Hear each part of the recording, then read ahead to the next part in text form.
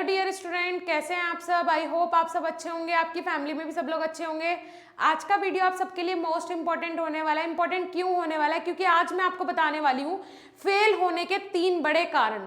भाई एग्जाम में pass fail सब होते हैं, कोई पास होता है कोई फेल हो जाता है, लेकिन वो फेल होने के कारण क्या है? क्या वो स्टूडेंट सिर्फ ना पढ़ने के कारण फेल होता है, या कुछ ऐसी स्ट्रेटेजीज होती है जो कि वो फॉलो नहीं करता, उसके कारण वो फेल होता है, उसे फेलियर का सामना करना पड़ता है। तो इसी के ऊपर आज डिस्कस करेंगे। अगर देखा जाए तो बहुत ही महत्वपूर्ण टॉपिक ये है, तो आप लोग ज्यादा बड़ा वीडियो नहीं होगा, इस वीडियो को लास्ट तक देखना, क्योंकि आप लोगों के लिए बहुत इंपॉर्टेंट वीडियो आज का होने वाला है। ओके, सो सबसे पहले तो स्वागत है आप सभी का हमारे YouTube चैनल SB फार्मेसी पे। मैं साक्षी राजपूत ऐसे ही इंफॉर्मेटिव और इम्पॉर्टेंट टॉपिक के साथ आप लोगों के लिए वीडियो लेके आती रहती हूँ। सो यहाँ पे देखिए, सबसे पहले कुछ कारण, जो जितने भी कारण हैं वो सारे 1 बाय 1 मैं आपको बताऊंगी, जो कि मेन कारण है। 3 बड़े कारण फेल होने के कौन से होते हैं। अगर आप ये स्किप कर दें और आप अगर ये सोचे कि हाँ, सोच के देखें कि जो ये मैं कारण बताऊंगी, ये कारण अगर आपके साथ भी हैं, ये चीजें आप भी फॉलो करते हो, तो ये बिल्कुल छोड़ दीजिए, ठीक है। तो सबसे पहले तो देखिए, हैंडराइटिंग का अच्छा ना होना। सबसे बड़ा कारण फेल होने का हैंडराइटिंग का अच्छा ना होना होता है। क्योंकि क्या होता है, सबसे पहले तो मैं आपको प्रैक्टिकली आंसर इसका दूंगी, फिर जो मैंने यहाँ पे कुछ पॉइंट्स लिखे हैं वो मैं आपको पढ़ के उन पॉइंट्स के बारे में भी समझाऊंगी। तो प्रैक्टिकली आंसर तो ये है। अब आप देखिए, अगर एग्जाम्पल ले लेते हैं हम, कोई भी पर्सन है, कोई भी टीचर है, वो जा रहा है कॉपी चेक करने के लिए, ठीक है। वो कॉपी चेक करने के लिए जा रहा है, ठीक है, कॉपी चेकिंग के लिए जा रहा है। वो जाने के बाद घर से वो क्या सोच के चलता है, भाई आज मुझे इतनी 100 कॉपी का टारगेट लेके गया या 200 कॉपीज का टारगेट लेके गया, क्योंकि उसका पर कॉपी के हिसाब से उसे पेमेंट हो रहा है। 150 रुपये, 200 रुपये, इस तरीके से उसे पर कॉपी के हिसाब से पेमेंट हो रहा है, तो वो तो अपना पेमेंट बनाएगा, है ना। अब इस केस में अगर आपकी राइटिंग ही ऐसी है कि किसी को समझ ही नहीं आ रही है, तो उस केस में तो ये कंफर्म है कि भाई आपको मार्क्स मिलने ही मिलने नहीं है, पक्का आपको मार्क्स नहीं मिलेंगे। अब एक बच्चे का कंफ्यूजन ये रहता है कि मैं पहले हिंदी मीडियम से था और अभी जैसे मैं फार्मेसी में आया तो मुझे इंग्लिश में सारी चीजें पढ़नी पड़ रही है। पहले तो मैं अच्छे से पढ़ ही नहीं पा रहा हूँ, ठीक है जी, रीड ही नहीं कर पा रहा हूँ, तो मैं राइटिंग पे कैसे काम करूँ, ठीक है। तो मैं आपको इसके लिए एक पंथ दो काज वाली चीज बताऊंगी। एक पंथ दो काज में सबसे पहले तो आप जो फार्मेसी की बुक है, ठीक है, फार्मेसी की जो बुक है वो बुक पर उठाइए, रीडिंग स्टार्ट कीजिए, ठीक है, रीडिंग स्टार्ट कीजिए। और रीडिंग कैसे करनी है? रीडिंग ऐसे नहीं करनी। सबसे पहले फार्मेसी की बुक उठाई, कोई भी सब्जेक्ट, HAP ले लो, फर्स्ट सेम के अगर आप स्टूडेंट हो भाई HAP ले लो, human anatomy and physiology, pharmaceutics ले लो, जो इंटरेस्टिंग सब्जेक्ट है उनकी बुक उठानी है, ठीक है। उसका कोई भी अपने सिलेबस में देख के एक चैप्टर ऑन कर लेना है, ठीक है, एक टॉपिक ऑन कर मतलब ओपन कर लेना है। जैसे ही आप वो टॉपिक ओपन करोगे तो वो आपको रीड करना है, पढ़ पढ़ के अपनी कॉपी में राइट करना है, पढ़ना है और पढ़ के राइट करना है। तो आपके एक पंथ 3 काज हो गए, 2 भी नहीं 3। सबसे पहले तो आप वो चैप्टर पूरा पढ़ लोगे। एक बार अगर आप पढ़ोगे, जो वर्ड समझ में नहीं आता है दूसरी कॉपी साइड में लेके बैठो, हार्ड मीनिंग के लिए, हार्ड मीनिंग के लिए एक दूसरी कॉपी लेके बैठो, उसमें हार्ड मीनिंग के नाम से मेंशन करो और अपने जो हार्ड मीनिंग आपको लगता है, हार्ड वर्ड लगता है, उसे साइड में लिखते जाओ, फिर उनके मीनिंग देखते जाओ, सेंटेंस अपने आप बन जाएगा। और अगर आप ये फॉलो, मेरे कहने से अगर आप ये 1 महीना, ओनली 1 मंथ, ज्यादा मैं नहीं बोलूंगी, अगर 1 मंथ आपने ये फॉलो कर लिया, मैं 110% श्योर हूं कि जो ये वाली प्रॉब्लम है ना आपकी हैंडराइटिंग की, ये 100% सोल्व हो जाएगी। रीडिंग की जो प्रॉब्लम है वो सोल्व हो जाएगी। इंग्लिश को हिंदी से इंग्लिश को कैसे कन्वर्ट करते हैं, ये प्रॉब्लम सोल्व हो जाएगी 100%। पर 1 महीना ये आपको करना पड़ेगा। डेली का शेड्यूल बनाओ, 1 घंटा, ओनली 1 आवर, ओनली 1 आवर आपने ये करना है डेली, एनी हाउ, चाहे सिचुएशन कोई भी हो, मुझे ये चीज करनी है। क्योंकि देखिए, एकदम से कोई चीज नहीं होती है, एकदम से कोई ऐसा एक्सपर्ट नहीं आ जाएगा जो आपको इंग्लिश बोलना सिखा देगा, कोई ऐसा नहीं आ जाएगा आपको इंग्लिश लिखनी सिखा देगा, इंग्लिश पढ़नी सिखा देगा, नहीं, ऐसा नहीं होगा। धीरे धीरे चीजें होंगी और धीरे धीरे अगर आप कोशिश करोगे तो 1 महीना, मात्र 1 महीना करो, पक्का आप हैबिचुअल हो जाओगे और ये चीजें आपको खुद ब खुद आने लगेगी, ठीक है जी। चलिए, अब जो पॉइंट्स मेंशन है उनके ऊपर बात कर लेते हैं। एक शिक्षक या शिक्षिका जो है वो जितने भी स्टूडेंट्स होते हैं क्लास में वो सबको एक जैसा पढ़ाता है, तो फिर ऐसा क्यों कोई फर्स्ट पोजीशन पे आता है, कोई सेकंड पोजीशन पे आता है, कोई थर्ड पोजीशन पे आता है, कोई लास्ट भी आता है, ठीक है, कोई लास्ट भी आता है, कोई फेल हो जाता है, कोई फेल हो जाता है। तो यूं ऐसा क्यों? टीचर तो वही है, फर्स्ट डिवीजन जिसकी आ रही है 90% वाला बंदा भी वही टीचर से पढ़ा है, और जो फेल हो जा रहा है वही वो भी इसी टीचर से पढ़ा है। तो इसमें गलती किसकी है? स्टूडेंट की है। 110% स्टूडेंट की गलती है कि वो फोकस नहीं कर रहा है। ठीक है जी। दूसरा है, तो उनमें से कुछ छात्र छात्रा ऐसे होते हैं भाई, कुछ स्टूडेंट ऐसे होते हैं जिनकी राइटिंग बहुत अच्छी होती है, कुछ ऐसे होते हैं जिनकी राइटिंग बिल्कुल भी अच्छी नहीं होती है। अब देखिए राइटिंग क्यों इंपॉर्टेंट है। आपकी कॉपी में सबसे पहले टीचर क्या देखता है? राइटिंग देखता है। एकदम से अगर आपकी राइटिंग बहुत अच्छी है, बहुत सुंदर है, तो एकदम से वो मैनिपुलेट हो जाएगा और आधे नंबर तो आपको वहीं मिल गए। ठीक है जी। सो यहाँ पे देखिए, जैसे कि आपने सुना है भाई, first impression is last impression, right. तो वही चीज आपकी कॉपी देख के एग्जामिनर एग्जामिन कर लेता है। उसके बाद देखिए यहाँ पे मेन चीज ये लिखी है, अगर आपकी राइटिंग खराब है तो जहां आपको 10 नंबर मिलने होंगे वहां 5 नंबर मिलेंगे, और वो भी मुश्किल से मिलेंगे। जरूरी नहीं है कि, और ये 5 कब मिलेंगे? जब आपने बिल्कुल ठीक लिखा है। जब आपने बिल्कुल ठीक लिखा है लेकिन राइटिंग खराब है, तो जहां आपको 10 मिलने होंगे वहां आपको 5 नंबर मिलेंगे, क्योंकि आधी चीजें उसे समझ में नहीं आएंगी। ठीक है जी। तो ये होता है मेन कारण, पहला कारण आपके फेल होने का, पहला कारण। ठीक है जी। चलिए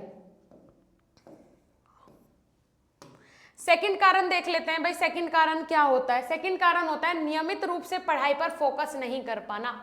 आप अच्छे से अपनी पढ़ाई पे फोकस नहीं कर पा रहे हैं। जरूरी नहीं है कि आपने सब कुछ पढ़ लिया, देख लिया, आप 2 घंटे बुक लेके बैठे हो, लेकिन अगर आप फोकस नहीं कर रहे हो उन बुक्स पे, अगर आप देख नहीं रहे हो, अच्छे से पढ़ नहीं रहे हो, तो फिर क्या फायदा उन 2 घंटे अगर आप बुक खोल के बैठे हो। अगर 1 घंटा भी पढ़ो, देखिए एग्जाम टाइम में भी अगर आप 1 घंटा भी पढ़ रहे हो ना, 1 घंटा भी अगर आप पढ़ रहे हो, तो वो 1 घंटा ऐसा पढ़ना है कि वो आपको समझ में आए। ऐसा नहीं कि 2 घंटे पढ़े, 3 घंटे पढ़े और फोकस कहीं और है, ध्यान कहीं और है, तो वो आपके 3 घंटे भी बेकार हैं। अगर आप 1 घंटा भी अच्छे से पढ़ लोगे तो ये आपका 1 घंटा भी वैल्यूएबल है। ठीक है। तो सबसे जरूरी यही होता है नियमित रूप से पढ़ाई पर फोकस नहीं कर पाना। इसमें देखिए पॉइंट्स हैं, काम चाहे जैसा भी हो, सफलता की गारंटी तभी होती है जब आप उस काम को पूरी ईमानदारी, लगन, ऊर्जा खर्च करके फोकस के साथ करते हैं। जी हाँ, अगर आप पूरी ईमानदारी से, पूरे ध्यान से फोकस करके कि हाँ मैं ये कर क्यों रहा हूँ भाई, अगर मुझे पढ़ना है, मेरा एग्जाम है, ठीक है जी, मेरा एग्जाम है और मैं पढ़ाई कर रहा हूँ, ठीक है, मैं इसके लिए पढ़ाई कर रहा हूँ, तो ये पढ़ाई मैं क्यों कर रहा हूँ? उस एग्जाम से मेरा क्या फायदा होगा? ठीक है, ये पढ़ाई करने के बाद मैं अपनी रेपुटेशन कैसे बना पाऊंगा? आपके पास, मैं हमेशा बोलती हूँ, कोई भी जैसे आप कुछ भी कर रहे हो, अगर आप एक पेन भी खरीद रहे हो तो आपके पास इस पेन को खरीदने का पूरा क्या होना चाहिए? इसके पीछे का रीजन होना चाहिए। ये पेन आप खरीद क्यों रहे हो? अगर आपके पास रीजन है तो इस पेन को खरीदने का आपका मतलब है, और 100% जो रीजन आपके पास है वहां तक ये पेन आपको लेके जाएगा। लेकिन जब आपके पास रीजन ही नहीं है, कर क्यों रहे हो, मतलब क्या है, उसे होने के बाद फायदा क्या होगा, तो तब तक कुछ भी नहीं हो पाएगा। तो सबसे पहले तो आप रीजंस ढूंढना स्टार्ट करो अपनी लाइफ में, पढ़ाई का रीजन। ठीक है जी। इस तरीके से अब देखिए ये बेचारा बच्चा जो है ये कैसे डिप्रेस लग रहा है ना। अब क्या होगा इस बच्चे का, सोच के देखिए आप, क्या होगा इसके साथ, क्योंकि पढ़ाई को लेके इतना डिप्रेस है। तो सबसे पहले तो आपको ये सोचना है कि मैं पढ़ क्यों रहा हूँ। अगर आप कोई भी एक्टिविटी करें तो मैं कर क्यों रहा हूँ, क्या फायदा होगा? तो पहले आपको हर चीज में फायदा देखना है, क्योंकि यहाँ दुनिया में सब लोग अपने फायदे के लिए हैं। ठीक है जी। कोई भी काम हो रहा है वो अपने फायदे के लिए हो रहा है, तो आपको भी सबसे पहले अपना फायदा ही देखना है। चाहे आप काम कोई भी कर रहे हो, XYZ काम कोई भी हो सकता है। उसके बाद है अपने उस काम को करते समय इतना कंसंट्रेट हो जाइए कि अगर साइड में डीजे भी बज रहा हो, म्यूजिक भी बज रहा हो, तो आपको पता ही ना चले कि कुछ हो रहा है। अगर हो भी रहा है तो आप उसे स्किप करें। भाई जैसे क्या होता है, मैसेजेस, फोन है हमारे पास, ठीक है, ये फोन है, ठीक है, अब आप पढ़ रहे हैं, यूट्यूब से पढ़ रहे हैं या ऑनलाइन क्लास ले रहे हैं, सारी चीज कर रहे हैं, तो आपके पास जैसे ही नोटिफिकेशन आया व्हाट्सएप का, तो आप में इतनी क्यूरियोसिटी, ऐसा लगेगा आपको कि नहीं भाई मुझे एक बार देखना चाहिए, है ना। आप एकदम वो हो जाएंगे कि हाँ, उतावले हो जाएंगे उस चीज को देखने के लिए। आप अपनी पढ़ाई साइड में करके पहले वहां जाएंगे देखने के लिए। तो क्या उस मैसेज में कुछ ऐसा इंपॉर्टेंट था कि भाई आप अपनी पढ़ाई को साइड करके आप वहां जा रहे हैं वो देखने के लिए? ऐसा क्या था उसके अंदर? और फिर देखने के बाद ऐसा भी नहीं है कि एकदम आप बैक आ जाएं 1 मिनट 2 मिनट के अंदर। वो देखा, फिर उसके बाद किसी का स्टेटस देखा, देखने में लग गए, तो उसके बाद वही आधा पौन घंटा आपका गया बर्बाद। तो ये सारी चीजें ना थोड़ा स्किप करो। व्हाट्सएप को अपनी होम स्क्रीन पे कभी नहीं रखना है, तो साइड में स्क्रॉल करके सबसे पीछे ले जाओ कि भाई अगर तेरी जरूरत पड़े भी तो मैं सर्च करके तुझे लेके आऊं, सामने होम स्क्रीन पे तू दिखी मत। इस तरीके के जो आपको आपका कंसंट्रेशन भंग करने वाले एप्लीकेशंस हैं, ठीक है जी, इंस्टाग्राम हुआ, व्हाट्सएप हुआ, जब फ्री टाइम, अब आपका पढ़ने का टाइम तो 1 घंटा है ना, ओनली 1 आवर है ना, उसके अलावा तो आप पूरा टाइम वही चीजें करते हैं। तो इस 1 घंटे को आप सारी चीजों के नोटिफिकेशंस जो है ऑफ करो, या फिर वाईफाई कनेक्ट करके आप इजीली जो कॉलिंग से अगर बचना है, किसी के कॉल्स वगैरह से एरोप्लेन मोड पे लगाओ, पूरे कंसंट्रेशन के साथ अपनी पढ़ाई करो, ठीक है। उसके बाद यहाँ पे आप जरूर देखेंगे कि वह काम जो इम्पॉसिबल था, देखिए ऐसा होता है कि कोई काम है आपको लगता है वो इम्पॉसिबल है, लेकिन दूसरे बंदे ने, दूसरे स्टूडेंट ने या किसी आपके दोस्त ने वो करके दिखा दिया, मतलब ये है कि वो पॉसिबल था। और सबसे बड़ी कैपेसिटी आपके माइंड की होती है। आपका माइंड इतना बड़ा धुरंधर है, अगर आपने सोच लिया, जो चीज आपने सोच ली, ठीक है जी, जो चीज आपने सोच ली, जब ये सोचने की शक्ति रखता है तो ये करने की भी शक्ति रखता है। ये चीज हमेशा याद रखना, जो चीज आपका दिमाग सोच सकता है वो कर भी सकता है 110%। अगर वो नहीं कर सकता तो वो सोचता भी नहीं, ठीक है। जब तक चीजें नहीं होती है जब तक वो इम्पॉसिबल लगती है, लेकिन जब हो जाती है तो बहुत आसान लगती है। जैसे कि जब तक आप 10th में थे तो 10th बहुत हार्ड लगता था, फिर 12th में आए तो 10th ऐसा लगने लगा अरे बहुत ईजी है। अब उसके बाद अगर आप फर्स्ट सेम में हैं तो आपको ये हार्ड लग रहा है, जब सेकंड में जाओगे, थर्ड में जाओगे तो आपको ये ईजी लगने लगेगा। बी फार्म पास हो जाएगा तो ऐसा लगेगा बी फार्म तो बहुत आसान था, जब तक करोगे तब तक हार्ड लगेगा। तो ये सारी चीजें जब तक करोगे, करने की कोशिश करोगे, हार्ड लगेगा, करने के बाद बहुत इजी लगेगा। तो क्यों ना उसे आज ही से, अभी से इजी बनाया जाए, ठीक है जी। चलिए, उसके बाद आप प्रतिदिन 1 घंटा ही पढ़ें, रोज पढ़ें और पूरे फोकस के साथ पढ़ें। पढ़ने के साथ साथ आप उन सभी विषयों का नोट्स भी बनाते चले ताकि आपको रिवीजन के समय आसानी हो। जी हाँ, बिल्कुल सही बोला, आपको डेली पढ़ना है, चाहे आप 1 घंटा पढ़ें। आपको ये कोई नहीं बोल रहा कि आप भाई 2-4 घंटे 10 घंटे डेली पढ़ो, नहीं। बी फार्म बहुत आसान है, बहुत आसान कोर्स है, बहुत ज़्यादा अगर देखा जाए, लेकिन इसमें 36 सब्जेक्ट पढ़ने होते हैं, सारे सब्जेक्ट्स अलग होते हैं, लेकिन है बहुत आसान। अगर आप चाहें आसान बनाना, बहुत आसान है। और साथ ही साथ बीएसपी फार्मेसी जैसी एप्लीकेशन है, बीएसपी फार्मेसी जैसी एप्लीकेशन है जहाँ पे आपके हर सब्जेक्ट की डेली लाइव क्लास चल रही है, ठीक है। हार्ड वर्क बीएसपी फार्मेसी कर रहा है, हम आपके लिए हार्ड वर्क कर रहे हैं, बस आपको स्मार्ट वर्क करना है।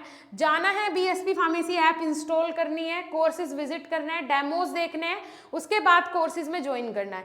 1 नवंबर से अभी क्रैश कोर्स हमारा आया है, जिसमें कि 1 नवंबर से न्यू बैच स्टार्ट हुआ है, जो कि आप लोगों के लिए बहुत बेनिफिशियल है। जाके एक बार विजिट जरूर करें, देखें सारी चीजें, उसके बाद ही कोर्स में ज्वाइन करें, ठीक है जी। चलिए ठीक है, उसके बाद नेक्स्ट जो आपका होने वाला है, अगर मैं बात करूं यहाँ पे, नेक्स्ट जो और लास्ट कारण जो है, सिलेबस पैटर्न को नहीं जानना। अब आपको पता है बी फार्म फर्स्ट सेमेस्टर है, इसमें इनऑर्गेनिक केमिस्ट्री है, एनालिसिस है, एचएपी है और फार्मास्यूटिक्स है, 4 सब्जेक्ट है। अब 4 सब्जेक्ट है, जब तक आपको सिलेबस नहीं पता होगा तो आप पढ़ेंगे क्या। सबसे पहले तो सिलेबस का पता करना है कि मुझे उसके अंदर पढ़ना क्या है। सिलेबस जब भी पढ़ें, सिलेबस को साथ लेके पढ़ें, इसीलिए हमने भी अपनी एप्लीकेशन पे सबसे पहले आप लोगों को सिलेबस प्रोवाइड करवाया है। और हमेशा टीचर्स यही बोलते हैं ऑफलाइन अपने पास में सिलेबस का प्रिंट लेके बैठें, पहले देखें कि सिलेबस में है क्या और उस सिलेबस के अकॉर्डिंग ये सारी चीजें पढ़नी है। जब तक एक फॉर्मेट आपके पास नहीं होगा कि पढ़ना क्या है, तो फिर तो पढ़ने के लिए इतनी सारी चीजें पूरी उम्र बीत जाएगी, लेकिन पढ़ाई खत्म नहीं होगी। उसके लिए एक टोटल फॉर्मेट हमारे पास होना चाहिए, वो सिलेबस बहुत जरूरी है। अगर आप सिलेबस के अकॉर्डिंग नहीं पढ़ते हैं, ये आपकी सबसे बड़ी गलती है। किसी के कहने से पढ़ते हैं, वो भी बहुत बड़ी गलती है। किसी की नहीं माननी, सिलेबस की माननी है, क्योंकि उसी के अकॉर्डिंग आपका पेपर आना है, ठीक है जी। सो सिलेबस को पढ़ना है, सबसे पहले सिलेबस के साथ ही अपनी पढ़ाई करनी है। सिलेबस को लेके बैठे, उससे सारी चीजें मिलाएं, तभी आपको अपनी स्टडी करनी है। पॉइंट्स में देखिए, मैं अक्सर छात्रों की जो गलती रहती है वो यही रहती है कि भाई सिलेबस ही पता नहीं होता है, ठीक है जी। उसके बाद एग्जाम का पैटर्न क्या होगा, सिलेबस क्या होगा, इसका जानना भी जरूरी है कि मेरी यूनिवर्सिटी में जो एग्जाम होगा उसका पैटर्न क्या होगा, ये भी आपको पहले से पता होना चाहिए। इसीलिए हमारी ऐप पे प्रीवियस ईयर क्वेश्चन पेपर भी आपको प्रोवाइड करवाए जाते हैं, ठीक है। अब देखिए, बिना सिलेबस पैटर्न की जानकारी के कारण ही वह परीक्षा में बार बार फेल होते रहते हैं और दोष किसी दूसरे के ऊपर डाल देते हैं, उसका कारण वह स्वयं है, मतलब खुद है। सबसे पहले आप जिन सेमेस्टर में हो, आप अपने सेमेस्टर के अनुसार अपना सिलेबस को पता करें। पता करने के लिए आप टीचर या फिर किसी दोस्त से, भाई बहन से, बड़े कोई भी आपका सीनियर हो उससे पता कर सकते हैं, ठीक है जी। उसके अलावा सिलेबस पता होने के बाद इसे एक सादे पेपर पर लिखकर, किसी सादे पेपर पर लिखें या फिर उसका प्रिंट निकलवा लें और उसी के अकॉर्डिंग आपने पढ़ना है। ओके जी। सो 3 बड़े कारण मैंने आपको बता दिए फेल होने के। बस यही कारण होते हैं जिसके कारण स्टूडेंट फेल हो जाता है। इतनी ज़्यादा बैक लगती है, बैक लगते लगते ईयर बैक हो जाता है और बहुत प्रॉब्लम होती है, क्योंकि ऐसा कोई सस्ता कोर्स तो है नहीं, बी फार्म बहुत महंगा कोर्स है। पेरेंट्स को बहुत मेहनत करनी पड़ती है ये कोर्स करवाने के लिए। तो आप लोग भी इसके लिए अवेयर रहिए। ये 3 गलती अगर आप कर रहे हो, आज से छोड़िए, 1 महीने तक जो मैंने बताया है वो फॉलो कीजिए। 110% आप खुद में बदलाव महसूस करेंगे। ओके स्टूडेंट्स, मिलेंगे देन नेक्स्ट इंफॉर्मेटिव वीडियो के साथ। तब तक के लिए धन्यवाद, नमस्कार।